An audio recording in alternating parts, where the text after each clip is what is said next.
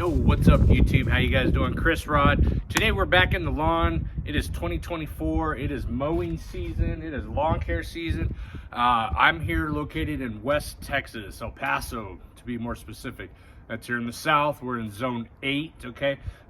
Temperatures, we've been in the low 40s to the low 70s, mid 70s that we're about to get into as of today. It feels like an early spring, to be honest with you. We've been monitoring soil temperatures. We've already, let's see, we're going into our 3rd week of February. Here, we typically start getting those 55 to low 60 degree soil temperatures here in El Paso this time of the year, 3rd week of February.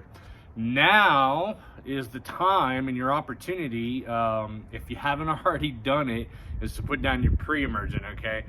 Now, the soil temperature range where you want to try and get that pre-emergent in is prior to that 55 degree soil temperature. So what that means again is if you're monitoring your soil temperatures, and a tool that I like to use is this greencastonline.com. You just go to the website, you punch in your address or your zip code, and it's going to give you an ability to date back to the previous year. And what you do is you just date back to 2023 or whichever year you'd like, and you can kind of see a linear graph on when your soil temperatures range as far as the degree that you're trying to target, the weeds that you may be trying to target and prevent, when to do your pre-emergent application. So, you know, just after the years of monitoring soil temperatures, I know that we typically get to that 55 plus soil temperature the 3rd week of February, okay? Now, we are experiencing warmer soil temperatures this particular 2024 season. So, you know, an opportunity to have gotten down the prodiamine, the pre-emergent that we typically use, should have, it's already surpassed, okay? My backyard this year, as we're always trying to do something new, is not applying. I am not going to be putting down a pre-emergent.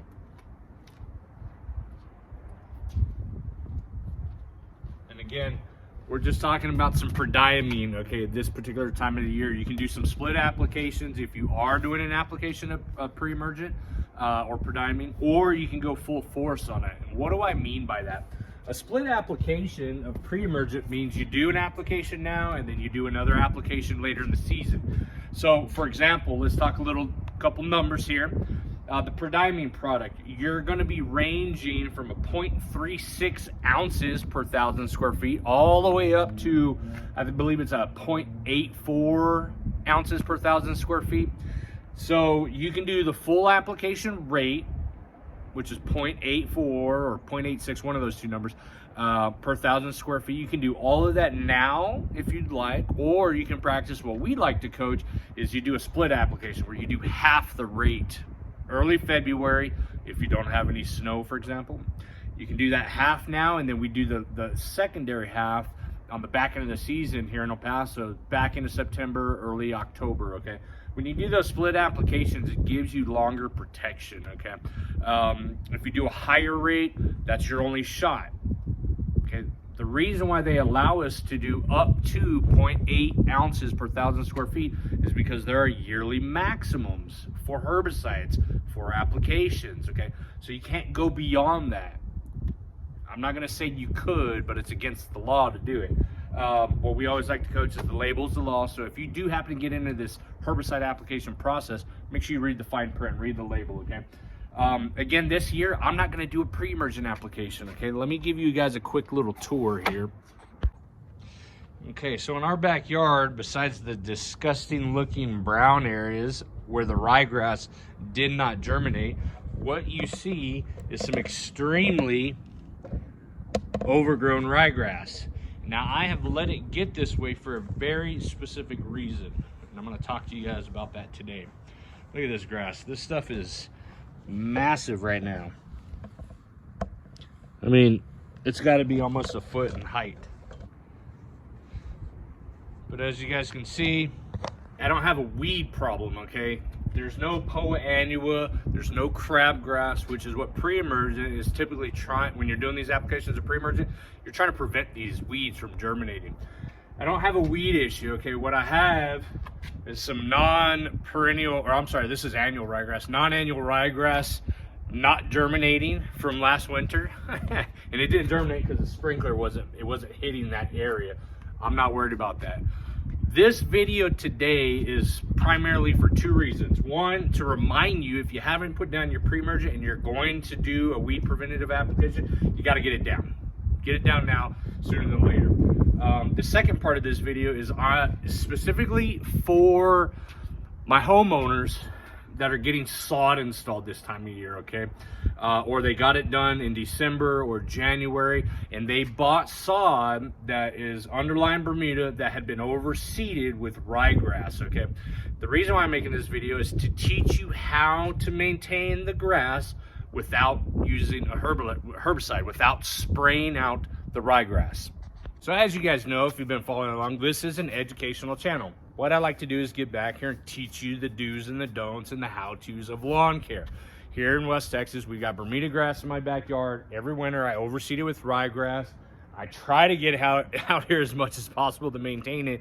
And there's other times where I'm just too busy with work not being able to cut it. So going back to the point of the video, ryegrass, sod installed, that's Bermuda grass that had been overseeded with ryegrass.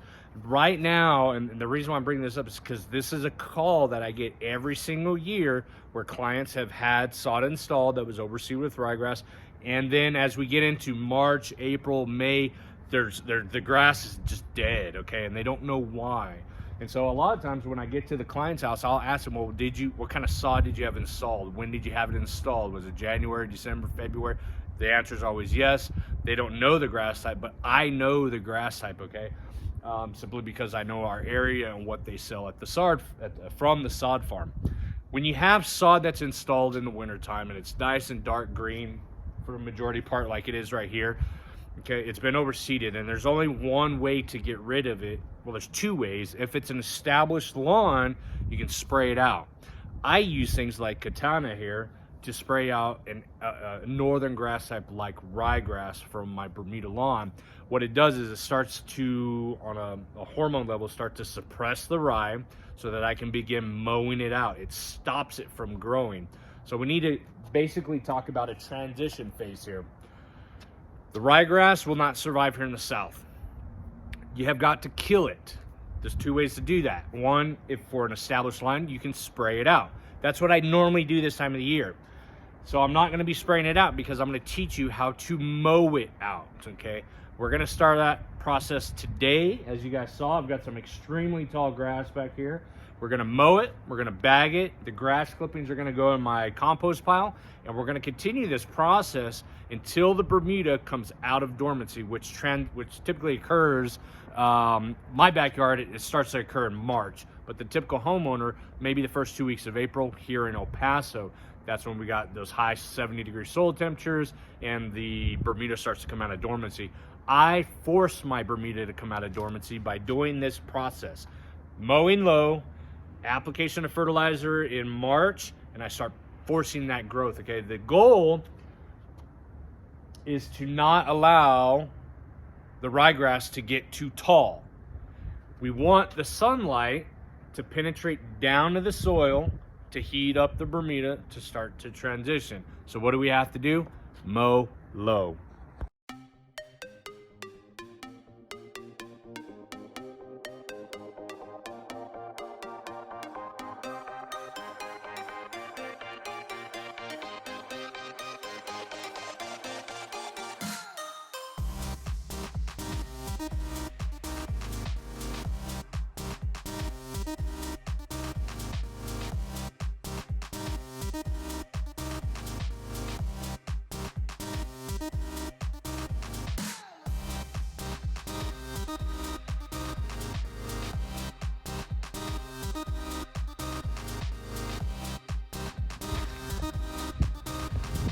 All right, so getting back to the grass here, as you guys can see, noticeable difference between a cut lawn and a not cut lawn.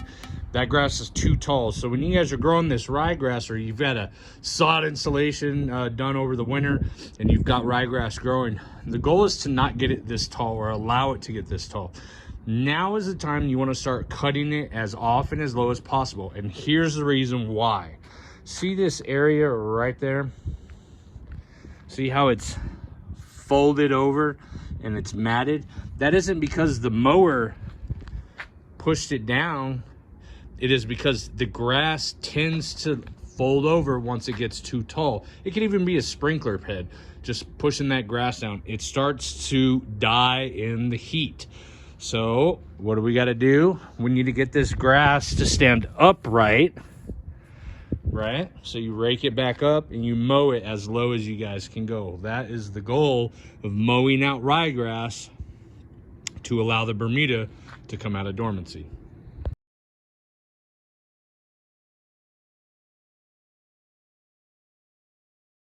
All right, guys, that's it for today. Really quick, simple.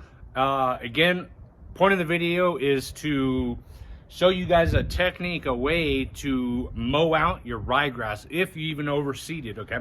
If you didn't overseed, then you could not really do anything, because as you guys can see, that Bermuda is still dormant, okay? But let me show you something real quick while I got you on the phone.